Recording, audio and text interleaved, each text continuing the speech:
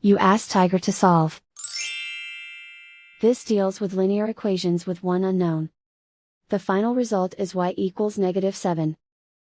Let's solve it step by step. Group all y terms on the left side of the equation. Subtract 7y from both sides. Group like terms. Simplify the arithmetic.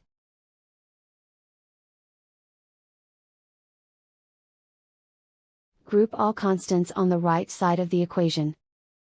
Add 7 to both sides.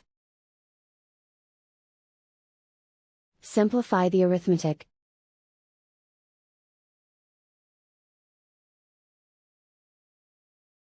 Convert the y into a positive number.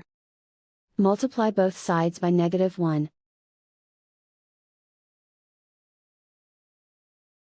Remove the ones. Simplify the arithmetic. And so the final result is y equals -7.